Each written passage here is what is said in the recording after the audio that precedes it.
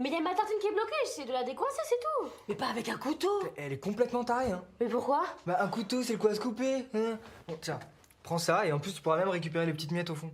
Ouais.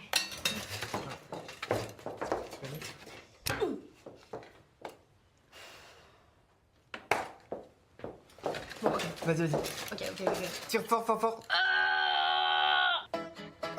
Elle a dit qu'elle attendrait personne. Oui, alors 2 minutes, et puis je serais toi, Jules, je la ramènerai pas parce que tu m'aurais donné ta fiche avant, et ben on n'en serait pas là, quoi. Bon, qu'est-ce qui se passe? J'y suis presque, mais moi j'arrive pas à lire la date de rappel du tétanos, là. Tu lis quoi, là? Là, 12 janvier 2007. 2007?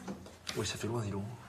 Ah là, 7 ans, ça va pas être possible. Ouais, puis faut pas plaisanter avec le tétanos, on sait jamais. Ah bah non. Puis c'est surtout qu'avec ça, ils vont pas nous le prendre.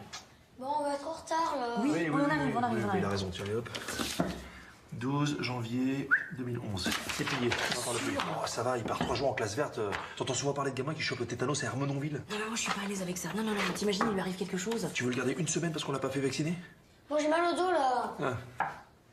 Ouais, t'as raison. En fait, le tétanos, tout le monde en fait une histoire. Ça va, on n'est pas au Moyen-Âge non plus, hein. C'est bon. Il va pas scier un arbre non plus avec une boîte de conserve. Je ne crois pas, non. Allez, on est parti. Allez. Tu vas t'éclater, mon Julot. Par contre, tu restes loin de tout ce qui est clous, vis, Le métal. métal. Si, métal, si. Si. Non, excuse-moi, c'est ma sœur. Donc c'est quand même normal que j'ai envie de connaître le prénom de ce bébé. C'est pas le secret de l'année. Non, c'est pas le secret de l'année, mais si c'est leur truc de pas dire le prénom, respecte ça, enfin, s'il te plaît. Non, t'as raison. Ta sœur pourrait au moins te le dire à toi. Surtout Oui. toi, t'es la meilleure pour garder les secrets.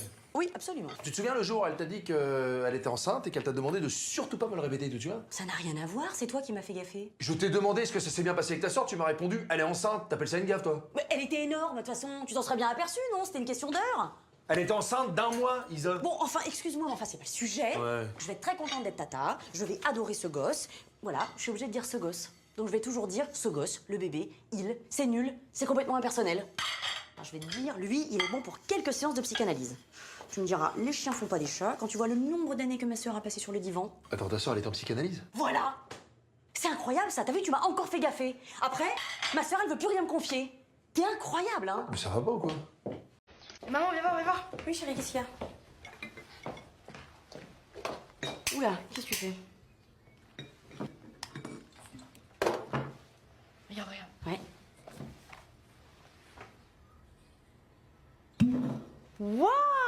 Un œuf qui tombe tout seul dans une bouteille en verre, c'est extraordinaire, chérie. T'as vu? En considérant le volume de l'air enfermé comme constant dans un premier temps, on voit que le refroidissement entraîne une diminution de pression qui découle de la loi des gaz parfaits. Waouh! Un œuf qui tombe tout seul dans une bouteille en verre, c'est extraordinaire, chérie.